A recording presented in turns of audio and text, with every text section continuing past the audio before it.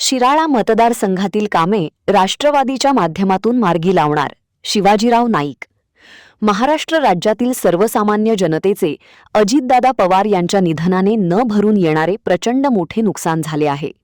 त्यांच्या पश्चात सध्याच्या उपमुख्यमंत्री श्रीमती सुनेत्राताई पवार यांनी राज्याच्या विकासासाठी ठोस निर्णय घेत सर्वसामान्य लोकांचे प्रश्न सोडवण्यासाठी मोठे पाऊल उचलले आहे.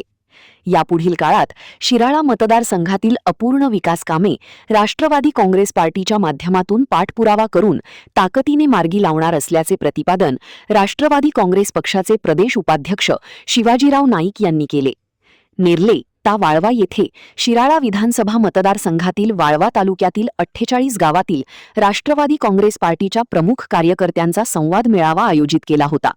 त्यावेळी कार्यकर्त्यांना मार्गदर्शन करताना ते बोलत होते.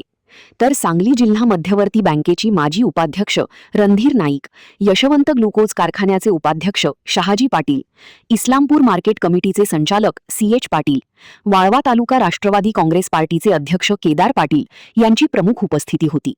या संवाद मेळाव्यास काँग्रेस पार्टी शिराळा विधानसभा विभाग प्रमुख रघुनाथ पाटील, कृषी उत्पन्न बाजार समिती शिराळाचे संचालक विजय महाडिक, SK पाटील, शिवाजी पाटील बापू, विजय मुळीक, मदन पाटील, गुंडा पवार, संदीप पाटील, मंगेश मोरे, आनंदराव पाटील, दीपक पाटील, विठ्ठल दळवी, संपत साळुंखे, सुधीर कुंभार, महेश पाटील, दीपक मानी, Dattatray Shinde, Hanumantrao Patil, Babaso Patil, Satish Patil, doctor Yogesh Shinde, Datta Patil sir, Ashok Yewale, नानासो Kandekar, Krishnat Patil, Vijay Patil, MK Khot व 48 गावातील प्रमुख कार्यकर्ते मोठ्या संख्येने उपस्थित होते.